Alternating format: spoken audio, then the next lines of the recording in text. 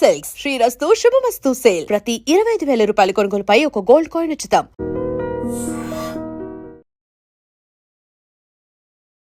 Hi hello నమస్తే welcome back to our channel. నేను మీ వైషు. ఈ మధ్య కాలంలో హైదరాబాద్లో ఒక సమ్మిట్ జరిగింది, భారత్ ఫ్యూచర్ సిటీ అని చెప్పేసి. హైదరాబాద్ భారత్లో ఒక మంచి సిటీగా మారిపోతుంది. దీంట్లో ఇప్పుడు మన రియల్ ఎస్టేట్లో ఎన్ని ప్లాట్స్ కొన్నా ఎంత చేసినా ఫ్యూచర్ బాగుంటుంది అనుకుంటున్నారు. మరి అసలు భారత్ ఫ్యూచర్ సిటీ అంటే ఏంటి, దీనివల్ల పర్యవసానాలు ఎలా ఉండబోతున్నాయి, హైదరాబాద్ రూపురేఖలు ఏమైనా మారిపోతాయా అనే విషయం గురించి మాట్లాడడానికి ఈరోజు నాతో పాటు రియల్ ఎస్టేట్ ఎక్స్పర్ట్ శ్రీకాంత్ బాబు గారు ఉన్నారు. సార్తో మాట్లాడదాం. హలో సార్, నమస్తే. బాగున్నారా? సో అసలు భారత్ ఫ్యూచర్ సిటీ దేనికోసం పెట్టారు, దాని వెనక ఉన్న ఉద్దేశం ఏంటి సార్? ఏమి లేదమ్మా, ఈరోజు మన హైదరాబాద్ పరిస్థితి చూస్తున్నాం. ఒక కోకట్పల్లి నుంచి ఇప్పుడు కనుక మనం స్టార్ట్ అయితే అమీర్పేట రావాలన్నా, లేదా దిల్సుఖ్ నగర్ నుంచి కోకట్పల్లి వెళ్ళాలన్నా మనకి ఎంతసేపు టైం పడుతుంది మన అందరికీ తెలుసు. ఈవెన్ మెట్రో మనం ఎంత లార్జ్ స్కేల్లో మెట్రో ఎక్స్పాన్షన్ జరిగింది. మెట్రో ఎప్పుడైతే వర్క్ స్టార్ట్ అయిందో రోడ్స్ అన్ని కూడా వైండింగ్ చేశారు. బట్ స్టిల్ ఈరోజు ట్రాఫిక్ మన కరోనా తర్వాత కనుక చూస్తే 2 కాదు 3 పెరిగింది. సో వీటన్నిటిని దృష్టిలో పెట్టుకొని, భవిష్యత్తు అవసరాలను దృష్టిలో పెట్టుకొని, నెక్స్ట్ జనరేషన్స్ని దృష్టిలో పెట్టుకొని డెఫినెట్గా మనం కొత్త నగరాన్ని అయితే మనం నిర్మించుకోవాలి. ఇంకా ఇదే అమీర్పేట, ఇదే కోకట్పల్లిలో మనం ఇక ఉన్న పాత ఇళ్ళను పగలగొట్టేసి ఒక 4-5 ప్లాట్లుగా వాటిని మార్చి దాంట్లో పెద్ద పెద్ద ఐరైజ్ భవనాలు కట్టి మళ్ళీ అక్కడ ఒక 100 లేదా ఒక 500 ఫ్యామిలీస్ని అక్కడే కాంపన్సేట్ చేస్తే మనం డ్రైనేజ్ సిస్టమ్ కాదు, వాటర్ కానివ్వండి, సీవేజెస్ ఇవన్నీ కూడా మనం మెయింటైన్ చేయడం చాలా కష్టం. వర్షం పడితే ఎలా ఉంటుందో చూస్తున్నాం కదా. ఈ పరిస్థితులు ఎలా ఉన్నాం హైదరాబాద్లో ఈ రోజు మనకి అకాల వర్షం వచ్చే పరిస్థితి ఉంది. సో నెక్స్ట్ 4-5 గంటలు ఎవరు ఇంట్లోంచి బయటికి వెళ్ళొద్దు, లేదా ఆఫీసులోంచి బయటికి వెళ్ళొద్దు అని ముందే హెచ్చరిస్తున్నారు. అంటే అలాంటి పరిస్థితులు మనం ఉన్నాం. సో ఇవన్నీ ఏంటంటే మనకి ఒక మేలుకొల్పు లాంటివి. సో భవిష్యత్తులో ఇంక ఇలాంటి ప్రాబ్లమ్స్ ఇంకెన్నో రాబోతున్నాయి. సో అందుకని ఏంటంటే ఖచ్చితంగా కూడా బయట అంటే మనకి ఏదైతే ఇప్పుడు సిటీ అంటే ఏదో ఈ అమీర్పేట, ఈ కొండాపూరు, ఇవే ఈ దిల్సుఖ్ ఇవనే కాకుండా కొంచెం బయటికి వెళ్ళి, అవుటర్ బయటికి వెళ్ళి అక్కడ ఇంకొక మనం కొత్త నగరం అంటే నగరం అంటే ఏం లేదమ్మా, ఒక గవర్నమెంట్ ఈరోజు ఏం చెప్తుంది, ఒక 30,000 ఎకరాల్లో ఒక future city, Bharat future city మనం నిర్మించుకుందాం. సో అసలు అక్కడ ఆ నగరాన్ని మనం నిర్మించుకోవాలంటే ముందు అక్కడ కొన్ని కంపెనీలు, వాటికి సంబంధించిన వాటిలో పనిచేయడానికి ఎంప్లాయ్మెంట్ ఇవన్నీ స్టార్ట్ చేస్తే ఇక స్లోగా ఏం చేస్తారు, ఇప్పుడు అక్కడ ఒక కంపెనీ వచ్చిందమ్మా, 10,000 మందికి ఉద్యోగాలు వచ్చినాయి. వాళ్ళు రోజు హైదరాబాద్, ఇప్పుడున్న ఈ హైదరాబాద్ నుంచి అయితే రోజు వెళ్ళరు కదా. సో ఆ చుట్టుపక్కల ఆ దగ్గరలో వాళ్ళకి స్కూల్స్ ఏంది, కాలేజెస్ ఏంది, మనకి బయట చాలా ఇంజనీరింగ్ కాలేజెస్ ఉన్నాయి, మన అందరూ తెలుసు అవుటర్ చుట్టుపక్కల ఎన్ని ఉన్నాయో. సో అట్లా ఇంటర్నేషనల్ స్కూల్స్ వస్తున్నాయి కొన్ని. అలానే ఇప్పుడు ఒక క్రికెట్ స్టేడియం నిర్మించబోతున్నారు అక్కడ. సో ఎప్పుడైతే ఇక్కడ ఎంప్లాయ్మెంట్ ఇవన్నీ స్టార్ట్ అయినాయో, సో ప్రజలు ఏం చేస్తారంటే ఆ చుట్టుపక్కల ఉన్నటువంటి ఆల్రెడీ కొన్ని గ్రామాలు ఉన్నాయి అక్కడ. సో ఆ చుట్టుపక్కల వాళ్ళు అక్కడ కొంత ల్యాండ్ తీసుకొని అక్కడ ఏదైనా వాళ్ళు ఇల్లు నిర్మించుకోవటం, ఒక కాలనీలు నిర్మించుకోవటం. సో ఆటోమేటిక్గా కొన్ని కమర్షియల్ థింగ్స్, ఈ మాల్స్ ఏంటి, సినిమా థియేటర్లు ఏంటి, మన మెడికల్ హాస్పిటల్స్ ఏంటి, విద్యా సంస్థలు ఏంటి, ప్రతిదీ కూడా ఇక సూపర్ మార్కెట్లు ఏంటి, ఆటోమేటిక్గా అక్కడ అందరూ నిర్మిస్తారు. ఎప్పుడైతే ప్రజలు ఎక్కడ ఉన్నారో అక్కడికి వెళ్తారు. సముద్రం కూడా వస్తుంది అంటున్నారు. ఒకప్పుడు మనం సినిమా అంటే ఆర్టీసీ క్రాస్ రోడ్స్కి వెళ్ళేవాళ్ళు, షాపింగ్ అంటే కోటి వెళ్ళేవాళ్ళు. ఇప్పుడు ఈ రోజు ఆ పరిస్థితి ఉందా? లేదు. అవే కోటిలో ఉన్న మాల్స్ అన్ని కూడా కోకట్పల్లిలో ఉన్నాయి, దిల్సుఖ్ నగర్లో ఉన్నాయి, కొండాపూర్లో ఉన్నాయి, అన్ని చోట్ల ఉన్నాయి. సినిమా థియేటర్లు కూడా పరిస్థితి అంతే. ఈరోజు ప్రతి ఏరియాలో అక్కడక్కడ పెద్ద పెద్ద మల్టీప్లెక్స్లు ఉన్నాయి, అన్నీ వచ్చేసినాయి. సో ప్రజలు ఎక్కడుంటే అక్కడ ఆటోమేటిక్గా వాళ్ళకి అవసరమైన నిత్యావసరాలు, ఎంటర్టైన్మెంట్ రిలేటెడ్ కానీ ప్రతిదీ వస్తుంది. సో అందుకని ఏంటంటే ఇప్పుడు ఉన్న సిటీని బేస్ చేసుకొని రోజుకి హైదరాబాద్కి వచ్చే పాపులేషన్, రోజుకి హైదరాబాద్కి కొన్ని వేల మంది వస్తూ ఉంటారు. సో ఈ అన్నిటిని దృష్టిలో పెట్టుకొని, భవిష్యత్తుని దృష్టిలో పెట్టుకొని ముఖ్యంగా ఈ భారత్ ఫ్యూచర్ సిటీ అనేది ఒకటి నిర్మించుకుంటే బాగుంటుంది. నెక్స్ట్ మళ్ళీ ఒక 50 ఏళ్ళు, ఒక 60 ఏళ్ళకి సంబంధించిన నీడ్స్, ప్రజల అవసరాలను కూడా మనం తీర్చగలం, బేసిక్ అవసరాలు అని. ఇప్పుడు అక్కడ ఏం చేస్తున్నారు, అవుటర్ రింగ్ రోడ్ నుంచి next upcoming regional ring road, వీటి రెండింటి మధ్య ఉన్న డిస్టెన్స్ 30 కిలోమీటర్లు. ఈ 30 కిలోమీటర్ల పరిధిలో ఒక 30,000 ఎకరాల్లో ఈ భారత్ ఫ్యూచర్ సిటీని ప్లాన్ చేశారు. ఇప్పుడు ఆల్రెడీ అక్కడ ఒక స్కిల్ యూనివర్సిటీకి మన ల్యాండ్ ఇచ్చారు, అది కన్స్ట్రక్షన్ జరుగుతుంది. రీసెంట్గా అక్కడ ఒక సబ్మిట్ పెట్టారు, ఇన్వెస్ట్మెంట్ సబ్మిట్. సో అది కూడా సక్సెస్ అయింది. సుమారు ఒక 3 లక్షల కోట్లకు సంబంధించిన ఎంఓఏలు జరిగినాయి. సో ఇప్పుడు ఎంఓఏలు జరిగినాయి కాబట్టి నిదానంగా వాటి పర్మిషన్స్ తీసుకుంటారు. ఇప్పుడు అక్కడి నుంచి ఫారిన్ నుంచి వాళ్ళు ఇన్వెస్ట్మెంట్స్ ఇక్కడికి మార్చుకొని ఇక్కడ మళ్ళీ కంపెనీలు ఫ్లోట్ చేసుకొని వాళ్ళు ఇక్కడ వాళ్ళు అనుకున్న ప్రాజెక్ట్ రిపోర్ట్స్ అన్ని అప్రూవల్ తెచ్చుకొని ఇక్కడ మళ్ళీ వాళ్ళు నిర్మాణాలు చేపట్టి తర్వాత ఎంప్లాయ్మెంట్ జనరేట్ అయ్యి ప్రొడక్షన్ స్టార్ట్ చేసి ఇట్లా ఇది ఒక ప్రాసెస్ అనమాట. అభివృద్ధి అంటే దీని అంతకు ఏంటంటే కొంత టైం పట్టిద్దమ్మా. ఏదో భారత్ ఫ్యూచర్ సిటీ వచ్చిందనగానే ఇక అసలు ఏదో జరిగిపోయింది ఇంకా ఒకేసారి మనది భూమి ఎక్కడికో వెళ్ళిపోతుంది అనేది కాదు. కాదు. It will take time. Okay. కానీ ఇది ఒక మంచి అంటే ప్రభుత్వం తీసుకున్నటువంటి అంటే ప్రభుత్వం ఏదైతే భవిష్యత్తు గురించి ఆలోచించి వాళ్ళు ఏదైతే ఇట్లా భారత్ ఫ్యూచర్ సిటీ ప్లాన్ చేద్దామని వాళ్ళు తీసుకున్న ఒక నిర్ణయం ఏంటంటే డెఫినెట్గా అందరూ స్వాగతించాలి. ఓకే. ఎందుకంటే ఇది మన భవిష్యత్తు, మన పిల్లల అవసరాలను దృష్టిలో పెట్టుకొని. ఇప్పుడు ఎవరు అనుకున్నారమ్మా ఆ రోజు ఒక 20 సంవత్సరాల క్రితం ఎవరన్నా చందానగర్ బాచుపల్లి ఇంత డెవలప్ అవుతాయి అని ఎవరన్నా అనుకున్నారా? లేదు. ఎవరన్నా అనుకున్నారు? అలానే ఎల్బీ నగర్ అంటే ఎక్కడ ఉండేది ఒకప్పుడు, ఈరోజు ఎల్బీ నగర్ ఏంటమ్మా, ఎక్కడ హైత్ నగర్. సో ప్రతి ఏరియాలు కూడా భవిష్యత్తులో ఈ ఏరియా ఇంతవరకే డెవలప్ అయింది, ఇంతకు మించి పెరగదు, ఇక్కడ పబ్లిక్ ఉండరు, ఇక్కడికి రారు అని కాదమ్మా. ఓకే. సో డెఫినెట్గా హైదరాబాద్ అనేది ఒక మహానగరం, ఈ మహాసముద్రం లాంటిది. ఎంతోమంది వాళ్ళ ఉపాధి కోసం, ఉద్యోగ అవకాశాల కోసం, ఉద్యోగాల నిమిత్తం, పిల్లల చదువుల నిమిత్తం ఇలా రకరకాల కారణాలతో హైదరాబాద్కి వచ్చి ఇక్కడ వాళ్ళు స్థిర నివాసాలు ఏర్పరచుకొని సెటిల్ అయిపోతున్నారు. ఓకే. ఇక్కడ వాతావరణం పరంగా కానివ్వండి, అన్ని వాళ్ళ అవకాశాల పరంగా అన్నిటిని దృష్టిలో పెట్టుకొని.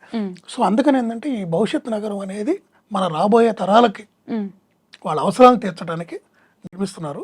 సో ఇది కొంత టైం పడుతుంది, ఫేసుల వారీగా డెవలప్ అవుతుంది. ఓకే. మినిమం ఒక 10 ఏళ్ళు అయితే పడుతుంది. ఇదంతా మనం అనుకున్నంత ఫాస్ట్గా అయితే అవ్వదు. ఓకే. ఎందుకంటే ఇన్ఫ్రాస్ట్రక్చర్ డెవలప్ చేయాలి, తర్వాత కంపెనీస్కి ల్యాండ్ అలికేట్ చేయాలి, ప్రభుత్వ సంస్థలు కూడా కొన్ని అక్కడ మారుస్తున్నారు.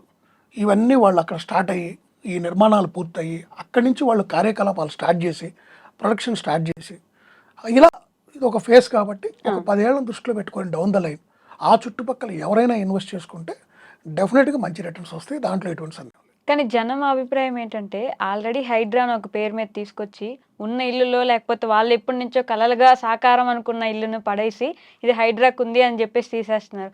మేము ఉన్నది తీసేసి ఫ్యూచర్ జనరేషన్లో నువ్వు ఏదో ఇచ్చేది మాకు ఎందుకయ్యా, మాకు ఉండడానికి ఇప్పుడు ఇల్లు లేదు కదా అనే ఒక అభిప్రాయం జనాల్లో ఉంది. ఇక్కడ హైడ్రా అంటే అదొక డిఫరెంట్ సబ్జెక్ట్. హైడ్రా దేనికి తీసుకొచ్చారు? చెరువులు, నాలాలు ఇవన్నీ కబ్జాకు గురై. ఎందుకు కబ్జా గురైనాయి? హైదరాబాద్ మహానగరం అయిపోయింది. ఒక చిన్న గజం, ఒక గజం భూమి కూడా 13,500 ఉంటుంది, లక్షలు పలుకుతుంది. సో ఈ టైంలో ప్రతి ఒక్కళ్ళు అది చిన్న పెద్ద మధ్యతరగతి ఎవరు కాదు, ఎవరు వదులుకోవట్లా. చిన్న ఆ గజం కాడే గొడవలు, ఎన్నో గొడవలు జరుగుతున్నాయి, ఎన్నో ఆక్రమణలు జరుగుతున్నాయి, ఎన్నో హత్యలు జరుగుతున్నాయి, ఎన్నో జరుగుతున్నాయి. సో వీటన్నిటిని దృష్టిలో పెట్టుకోవాలి. నేను అదే చెప్తాను. ఇవాళ హైడ్రా ఎందుకు తెచ్చారు? వాళ్ళ సిటీ అదే వర్షం వస్తే సిటీ మునిగిపోయే పరిస్థితికి వచ్చింది. కొన్ని కాలనీల్లోంచి ప్రజలు బయటకు రాలేని పరిస్థితి, నిత్యావసరాల కోసం బయటకు వచ్చి కొంతమంది నాలాలో పడిపోయి వాళ్ళ ప్రాణాలను కూడా కోల్పోయిన పరిస్థితి ఉంది. మనం ఇవన్నీ మనం టీవీలో చూసాం. సో వీటిని పరిరక్షించడానికి ఇప్పుడు జనరల్గా ఒక అప్పర్ ఏరియాలో పడినటువంటి వర్షం ఒక న్యాచురల్ ఫ్లోలో వచ్చి ఆ కింద ఉన్నటువంటి ఆ చెరువు లేదా అక్కడ ఉన్నటువంటి నాలాలో నుంచి ఆ నీళ్ళు అలా ప్రవహించుకుంటూ ఎక్కడో చెరువు అక్కడ బయటికి వెళ్ళిపోతుంది. కానీ ఇవన్నీ ఎప్పుడైతే ఆక్రమణలకు లోనైపోయినాయో ఈ చెరువులన్నీ మాయమైపోయి అక్కడ కూడా అపార్ట్మెంట్లు కట్టి వర్షం వచ్చినప్పుడు అపార్ట్మెంట్లు మునుగుతున్నాయి. సో వీటిని పరిరక్షించడం కోసం తీసుకొచ్చింది హైడ్రా. స్టార్టింగ్లో దీని గురించి ప్రజలకు అవగాహన లేదు. వాళ్ళు ఏకాడికి మనం ఆక్రమించుకున్నాం, వాటికి రిజిస్ట్రేషన్లు లేవు, నోటరీలు అయినా కొనుక్కున్నారు, లోన్లు రాలేదు అయినా కొనుక్కున్నారు. వాటిని కూల్చినప్పుడు వాళ్ళకి డెఫినెట్గా వాళ్ళు కాదు మనకైనా ఆ పరిస్థితులు ఉంటే బాధపడతాం. కానీ ఈరోజు ప్రజలు కూడా తెలుసుకున్నారు హైడ్రా వల్ల వాళ్ళకి ఎన్నో ఉపయోగాలు. ఎన్నో ప్రైవేట్ వెంచర్లు ఇట్లానే ఆక్రమణకు గురైనటిని కూడా ఈరోజు హైడ్రా దగ్గరుండి ఎవరైతే ఆక్రమించారో వాళ్ళ చేతి నుంచి వాటిని విముక్తి చేసి సామాన్య ప్రజలు ఎవరైతే కొనుక్కున్నారో వాళ్ళందరికీ ఇస్తున్నారు. ఈరోజు హైడ్రాని ప్రజలందరూ కూడా విశ్వసిస్తున్నారు. ఆ రోజు తెలియలేదు, మాకు నష్టం జరుగుతుంది అనుకున్నారు. ఈరోజు హైడ్రా అంటే ఏంటి, దానివల్ల మాకు ఉపయోగాలు ఏంటి, ఇది ప్రభుత్వం ఎవరు మంచి కోసం తీసుకొచ్చిందో వాళ్ళకి అర్థమవుతుంది. ఎన్నో చెరువులు, ఎన్నో కబ్జాకు గురైన చెరువుల్ని పునర్జీవం ఇచ్చారు, కలగళ్ళలా చేశారు. సో ఇది ఒక మంచిది, మనందరం అభినందించాలి. ఇప్పుడు కొన్ని మంచి పనులు జరుగుతున్నప్పుడు డెఫినెట్గా 90% ప్రజలకు మంచి జరిగితే ఒక 10% ప్రజలు సఫర్ అవుతారు. ఎవరు సఫర్ అవుతారు? తెలియక మోసపోయిన వాళ్ళు, తెలిసి తక్కువకి వస్తుందని ఆశపడిన వాళ్ళు, వీళ్ళకి ఎఫెక్ట్ అవుతుంది. సో అది డెఫినెట్గా తప్పదమ్మా. ఇప్పుడు 90 మందికి మంచి జరగాలంటే ఇప్పుడు పెద్ద హైవే వస్తే ఎంతమంది మంచి అయింది, ఎంతమందికి రోడ్ యాక్సిడెంట్లు తగ్గుతాయి, కనెక్టివిటీ ఎంత ఫాస్ట్గా ఉంటుంది. ఈరోజు విజయవాడ హైదరాబాద్ హైవే ఉంది, 4 గంటల విజయవాడ వెళ్ళిపోతాం. ఒకప్పుడు అదే విజయవాడ హైవే 4 లైన్ లేని రోజు హైదరాబాద్ రావాలంటే 9 గంటలు పట్టేది. ఎన్ని ప్రాణాలు పోయి ఉంటాయి హైవే మీద యాక్సిడెంట్లు జరిగి. సో మరి ఆ హైవే ఎక్స్పాన్షన్లో భూమిని పోయినప్పుడు భూములు కోల్పోయిన కొంతమంది బాధపడి ఉంటారుగా. మా భూములు పోయినాయి అని. వాళ్ళు నష్టపరిహారం వచ్చినా కూడా బాధపడతారుగా. అంతే. కానీ ఈరోజు ఎన్ని ప్రాణాలు నిలబడుతున్నాయి, ఎంతమందికి ఉపయోగం, ఎంతమంది భూములు విలువలు పెరిగినాయి ఆ హైవే వల్ల. సో ఇట్లా మంచి కూడా ఉంటుందమ్మా, మనం అన్నీ చూడాలి. అలానే ఇప్పుడు హైడ్రా అనేది ఆ రోజు ఒక కొత్తగా వచ్చినప్పుడు వాళ్ళు తీసుకున్న చర్యల వల్ల కొంతమంది ఇబ్బంది పడతాం, దాన్ని మీడియా కూడా హైలైట్ చేసి చూపించడం వల్ల జరిగిన కొంత డ్యామేజ్ తప్పితే అది కేవలం 6 నెలలు మాత్రమే జరిగినటువంటి ఒక నష్టం. ఓకే. తర్వాత ప్రభుత్వ నిర్ణయాన్ని అందరూ హర్షిస్తున్నారు. ఈరోజు హైడ్రా దాంట్లో హైడ్రా కింద పనిచేసే టీము అంతా పెంచేశారు. హైడ్రాకి ఈ రోజుకి ఎన్నో కంప్లైంట్లు వస్తున్నాయి. మా కాలనీలో ఈ పార్క్ ఆక్యుపై చేశారు, ఇక్కడ ఈ చెరువును కబ్జా చేశారు, ఇక్కడ ప్రైవేట్ వెంచర్ ఉంది, మా ఈ ప్లాట్లు ఉన్నాయి, మేము ఒక 200 మంది ప్లాట్ ఓనర్స్ ఉన్నాం, మా వెంచర్ని ఒకడు వచ్చి కబ్జా చేశాడు, ఓ ఫంక్షన్ హాల్ కట్టాడు అంటే వెంటనే వెళ్ళి వాళ్ళు డాక్యుమెంట్స్ అన్ని పరీక్షించి అన్ని కరెక్ట్గా సక్రమంగా ఉన్నప్పుడు వాళ్ళకి నోటీసులు ఇచ్చి వాళ్ళ మీద చర్యలు తీసుకుంటారు. కానీ దీనివల్ల రియల్ ఎస్టేట్ ఏజెంట్లు చాలా మంది ఒక 6 నెలలేనమ్మా జరిగింది, ఒక 6 నెలలే. ఇప్పుడు అంత బ్రహ్మాండంగా ఉందమ్మా, హైడ్రాని అందరూ కూడా స్వాగతించారు, ఈరోజు హర్షిస్తున్నారు. సో దానివల్ల అయితే నష్టం లేదు. అంటే ప్రస్తుతానికి రియల్ ఎస్టేట్ పడిపోవడానికి అదొక కారణం కదా హైదరాబాద్. ఇప్పుడు హైదరాబాద్లో రియల్ ఎస్టేట్ మళ్ళీ పుంజుకుందమ్మా. మొన్నటిదాకా స్తబ్దతగా ఉన్న రియల్ ఎస్టేట్ అంటే 10 సంవత్సరాల తర్వాత ప్రభుత్వం మారటం, కొత్త ప్రభుత్వం రావటం, వచ్చిన వెంటనే వాళ్ళు సిటీని డెవలప్ చేయడం కోసం వాళ్ళు తీసుకున్న కొన్ని నిర్ణయాల్లో భాగంగా వాళ్ళు తీసుకొచ్చిన హైడ్రా వీటి గురించి అర్థం కాక ఒక 6 నుంచి 8 నెలలు ప్రజలు కొంత ఇబ్బంది పడ్డారు, ఒక డైలమాలో ఉన్నారు. ఇది రైట్ టైం అయినా, డబ్బులు పెట్టొచ్చా, పెట్టిన డబ్బులకి ఏమవుతుంది ఏంటి అని రకరకాల సందేహాలు ఉన్నాయి. ఈ రోజు వాళ్ళకి ఆ సందేహాలకి సరైన సమాధానాలు బయటకు వచ్చినాయి. రోజు మన పేపర్లో చూస్తున్నాం. మళ్ళీ హైదరాబాద్ ఇప్పుడు మనం జరిగిన సమ్మిట్ చూసారు, ఎంత అద్భుతంగా జరిగింది ఇన్వెస్ట్మెంట్స్ పరంగా. అంటే ప్రజలకు కూడా అర్థమైంది ప్రభుత్వం ఏం చేయబోతుంది, ప్రభుత్వం ఎలాంటి చర్యలు తీసుకుంటుంది, ఎవరి కోసం తీసుకుంటుంది, ఎవరికి మంచి జరుగుతుంది, ఒక ఆ హైడ్రా అనేది ఫామ్ చేసి దాన్ని పెట్టిన అధికారి ఏంటి, అతను ఎంత సమర్థుడు. అలానే ఇప్పుడు నిన్న భారత్ ఫ్యూచర్ సిటీ అన్నారు, అది కేవలం ఒక మాట అంటాం కాదు, అంటే దీనివల్ల ఆ తర్వాత వాళ్ళు తీసుకున్న చర్యలు. ఫర్ ఎగ్జాంపుల్ ఇప్పుడు భారత్ ఫ్యూచర్ సిటీ అన్నారమ్మా, దాంట్లో ఫస్ట్ స్కిల్ యూనివర్సిటీకి ల్యాండ్ కేటాయించారు, అవునా? దానికి ఎవరిని చైర్మన్ గా పెట్టారు? ఆనంద్ మహీంద్ర గారిని చైర్మన్. ఆయన ఎలాంటి వ్యక్తి, ఎలాంటి ప్రొఫైల్ ఉన్నాయి. సో దాన్ని ఆయన ఎంత స్పీడ్గా కంప్లీట్ చేయగలడు, ఎంత అద్భుతంగా అది సక్సెస్ అయ్యే విధంగా చేయగలడు ఆయన మేధోశక్తితో, ఇవన్నీ ప్రజలు గమనిస్తారుగా. ఇప్పుడు ఏదో ఒకటి కడతాం వేరు, దానికి పలానా వ్యక్తి చైర్మన్. సో ఆయనకి ఎన్ని సంస్థలు ఉన్నాయి, ఎన్ని ఇండస్ట్రీస్ ఉన్నాయి, సో ఎంతమందికి ఉద్యోగ అవకాశాలు కూడా కల్పించగలడు. ఆ స్కిల్ యూనివర్సిటీ చదువుకున్న రేపు దాంట్లో విద్యార్థులు అవుట్కమ్ వచ్చే విద్యార్థులకి ఎన్ని ఉద్యోగాలు కూడా ఆయన కల్పించగలడు. సో అంటే ప్రభుత్వం ఎంత తెలివిగా ఆలోచించి వాళ్ళు తీసుకున్న నిర్ణయాలు ఎలా ఉంటాయి ఎన్ని ప్రజలు గమనిస్తారమ్మా. ఏదో టెంపరీగా అంటే ఎప్పుడైనా ఒకటి ఒక కొత్త డెసిషన్, ఒక కొత్త పాలసీ వచ్చినప్పుడు అది అర్థం అవ్వాలి, ప్రజలకు అర్థమయ్యే విధంగా చెప్పాలి. ఆ ప్రాసెస్లో ఏమవుతుంది, అది కొంత కన్ఫ్యూజన్ కూడా డెఫినెట్గా ఉంటుంది. అది నేను చెప్పింది.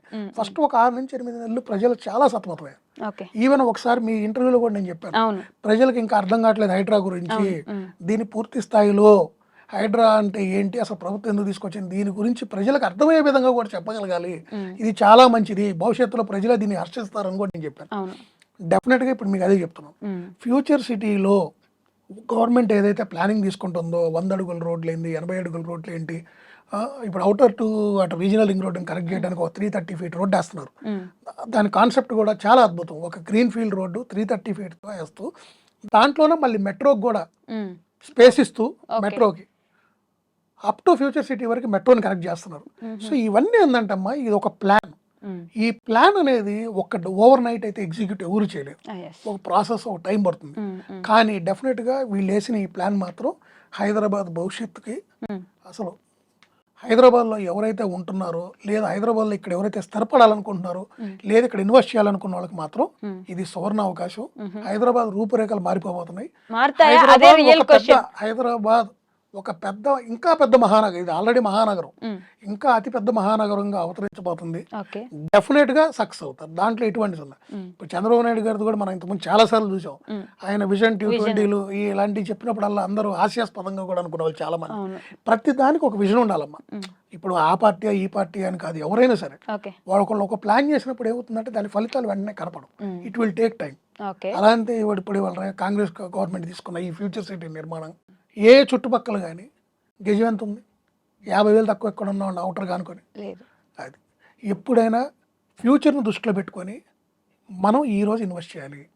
ఈవెన్ ఇవాళ ఒక ఉద్యోగస్తున్నాడు, ఒక వ్యాపారస్తున్నాడు, భవిష్యత్తును దృష్టిలో పెట్టుకొని వాళ్ళు సేవింగ్స్ చేస్తారు. ఓకే. ఒక వ్యాపారస్తుడు కూడా తన వ్యాపారం ఎలా విస్తరిస్తాడు, భవిష్యత్ అవసరాలను దృష్టిలో పెట్టుకొని లోనులు తీసుకొని తన సొంత పెట్టుబడులు పెట్టి దాన్ని ఒక ప్లాన్ ప్రకారం విస్తరించుకుంటూ వెళ్తాడు. అలా ఉద్యోగస్తుడు కూడా సేవింగ్స్, భవిష్యత్తులో తనకున్న పిల్లలు వాళ్ళ చదువులేంది ఇవన్నిటిని దృష్టిలో పెట్టుకొని తన రిటైర్మెంట్ తర్వాత భవిష్యత్తు గురించి, రేపు పిల్లలను ఉన్నత చదువులకు బయటికి పంపించడం కాదు, ఇలా వీళ్ళు ఇన్వెస్ట్ చేసుకుంటూ ఉంటారు. ఒక 5 సంవత్సరాల 10 సంవత్సరాల 20 సంవత్సరాలు. సో డెఫినెట్గా ఎవరైతే మధ్యతరగతి వాళ్ళైనా, ఎగువ మధ్యతరగతి వాళ్ళైనా, బిజినెస్ పీపుల్ ఎవరైనా సరే ఇన్వెస్ట్ చేసుకోవడానికి ఇది రైట్ టైం. ఫ్యూచర్ సిటీని దృష్టిలో పెట్టుకొని ఇన్వెస్ట్ చేసుకుంటే వాళ్ళు భవిష్యత్తులో రాబోయే 10 ఏళ్లలో చాలా మంచి రిటర్న్స్ చూస్తారు. సో ఫ్యూచర్ సిటీ వల్ల 100% అంటే మంచే, కానీ దానివల్ల నష్టం ఏం లేదు. ఓకే. ఉపాధి వచ్చే అవకాశం ఉందంటారు ఎవరికి? ఖచ్చితంగా అమ్మా. వాళ్ళ ప్లానింగ్ అదే, మొన్న సమ్మిట్ అదేనమ్మా. సుమారు 3 లక్షల కోట్లకు సరే ఎంఓఏలు జరిగినాయి. అంటే అరౌండ్ డెఫినెట్గా ఒక 1,00,000 మంది దాకా డైరెక్ట్ ఆర్ ఇండైరెక్ట్ ఎంప్లాయ్మెంట్ వస్తుంది. సో ఇవన్నీ టైం పడుతుంది అనమాట. అంటే ఒకేసారి 1,00,000 మందికి రేపు పొద్దున ఉద్యోగాలు వచ్చేవి. ఓ ప్రాసెస్, ఒక 2 ఏళ్లలో ముందు ఒక 20,000 మందికి వస్తాయి, తర్వాత ఇంకొక 20,000 అట్లా పెరుగుతూ వెళ్తాయి ఆ కంపెనీలు విస్తరించుకునే ఇదిని బట్టి. ఎన్ని సంవత్సరాలు పట్టొచ్చు అంటారు ఈ ఫ్యూచర్ సిటీ ఒక 10 ఏళ్ళు అయితే మినిమం పడుతుందమ్మా. ఎందుకంటే అక్కడ వాళ్ళు వేయిపోతున్నాయి, మొత్తం ఇన్ఫ్రాస్ట్రక్చర్ డెవలప్మెంట్ జరగాలి. ఆ ఇన్ఫ్రాస్ట్రక్చర్లో భాగంగా ఈ రోడ్స్ ఇవన్నీ బిల్డప్ చేయాలి. అన్ని గ్రీన్ ఫీల్డ్ రోడ్స్, అన్ని కొత్తగా నిర్మించే రహదారులు. సో ఇవన్నీ కొంత టైం టేకింగ్, కానీ అద్భుతంగా ఉంటుంది. ఇప్పుడు మెట్రో వేశారు, మనం చూసాం, ఎన్ని సంవత్సరాలు పట్టింది. కానీ ఈరోజు మెట్రో వల్ల మనం ఈ విధంగానే కూర్చొని వాళ్ళు మాట్లాడుకోగలుగుతున్నాం అంటే మెట్రో ఉండబట్టే కదా. లేదంటే ఇంకా ట్రాఫిక్ కష్టాలు ఇంకే విధంగా ఉండే హైదరాబాద్కి. సో ఇట్లా ప్రతిదీ అది ఏదైతే ఏదైతే రేపు భవిష్యత్తులో భవిష్యత్ అవసరాలను దృష్టిలో పెట్టుకొని ఏ నాయకుడైనా సరే ఈ రోజు ఒక ప్లాన్ అధికారులతో మాట్లాడి ఒక ప్లాన్ చేసుకొని ఆ ప్రకారం నగరాన్ని డెవలప్ చేసుకుంటూ విస్తరించుకుంటూ వెళ్తే డెఫినెట్గా ఆ నగరం అద్భుతంగా డెవలప్ అయింది, క్లీన్గా ఉంటుంది, పొల్యూషన్ ఉంటుంది అక్కడ.